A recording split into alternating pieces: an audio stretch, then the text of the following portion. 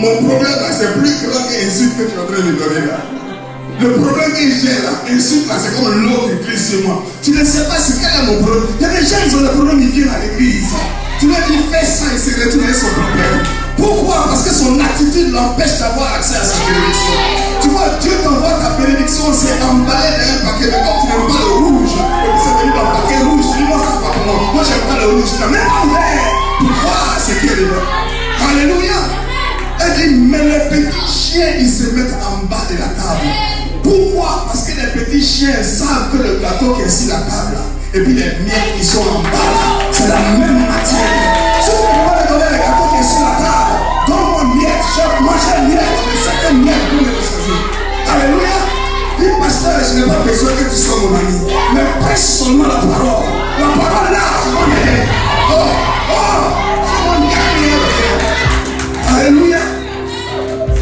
Alléluia. La loi de l'attitude. La loi de l'attitude. Ton attitude détermine ton altitude.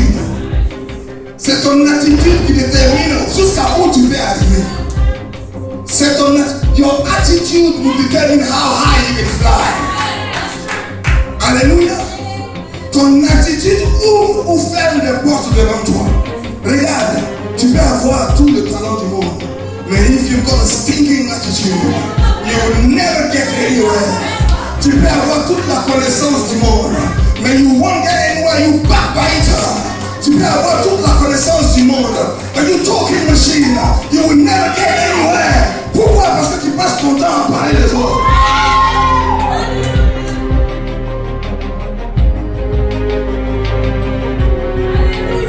Ton attitude est 100% de ta vie.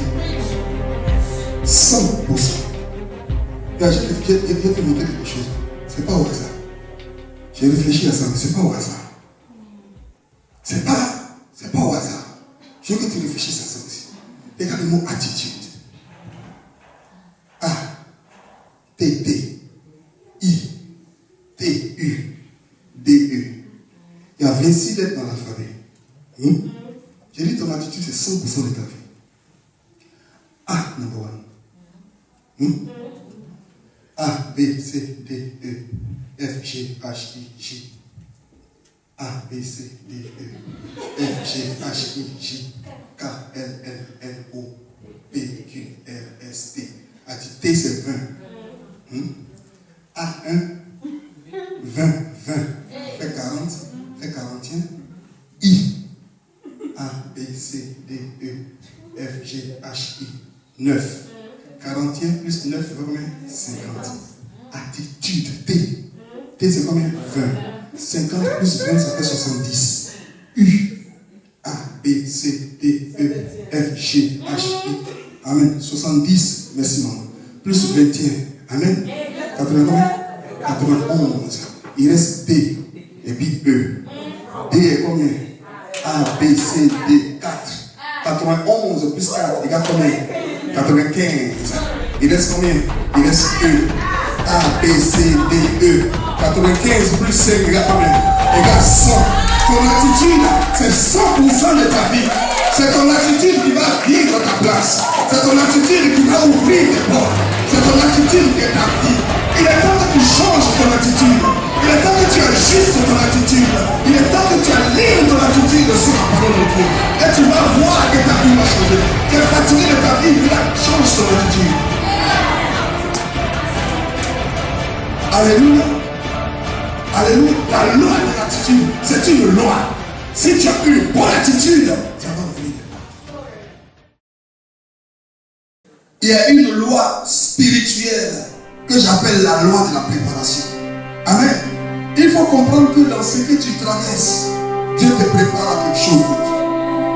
Il n'y a rien qui arrive dans ta vie si tu es un enfant de Dieu qui n'a pas un objectif qui concourt à ton bien. La Bible dit toutes choses, pas les bonnes seulement, toutes choses concourent au bien de ceux qui aiment Dieu et qui sont appelés selon le dessein de Dieu. Comme Dieu a un dessein dans ta vie, comme Dieu a un plan dans ta vie, il va s'arranger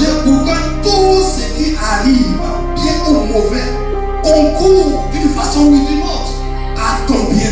Amen. Dieu va te préparer pour les grandes choses. Vous voyez les frères de Joseph qui l'ont jeté dans le puits. Ils ne savaient pas qu'ils étaient en train de précipiter sa préparation. Alléluia. Pourquoi? Parce qu'il fallait que celui qui aille devenir le premier ministre d'Égypte ait des épaules suffisamment larges pour supporter les responsabilités qu'il allait avoir. Si ce monsieur-là n'avait pas eu l'expérience du puits, si ce monsieur-là n'avait pas eu l'expérience des fausses accusations, si ce monsieur-là n'avait pas eu l'expérience des attaques de ses propres frères, il n'aurait pas la stature nécessaire pour être celui qui gère la puissance impériale la plus grande de son temps. Écoute, si j'étais toi, je n'allais pas avoir les regards fixés sur ce que je traverse, mais j'allais avoir le cœur réjoui sur ce qui m'attend de moi. Alléluia. Voilà pourquoi Michel a dit, mon ami, tu vas dire maintenant. Mais tenez en haut avec qui il est. Parce que ce que je suis en train de traverser, c'est ma préparation pour quelque chose de plus grand. Alléluia. La loi de la préparation. La loi de la préparation. Ta préparation augmente ta performance. Regarde, il ne faut pas te décevoir. Ton champ de bataille, ce n'est pas ici. Ici, c'est ton laboratoire. Amen. Je ne dis pas qu'il faut te préparer pour aller cogner ta soeur, ta voisine qui est à côté de toi.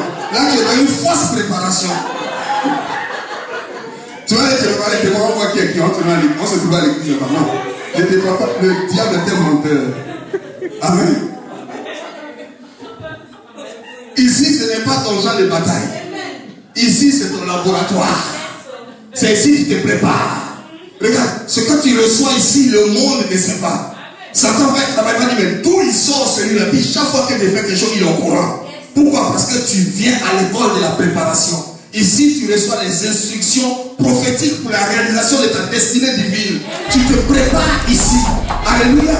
Là, quand tu sors, tu as une bombe dans la main de Dieu. Alléluia.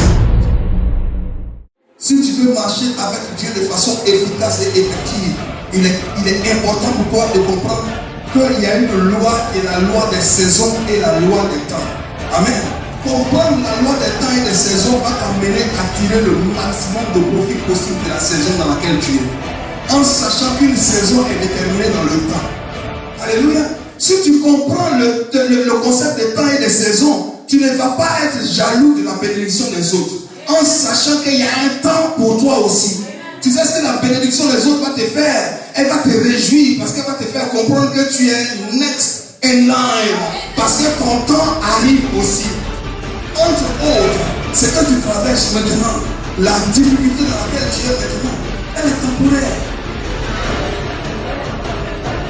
Alléluia. Elle est temporaire. Weeping endures for a night, but joy comes in the morning. Alléluia. Alléluia. C'est pour un temps. C'est pour un temps.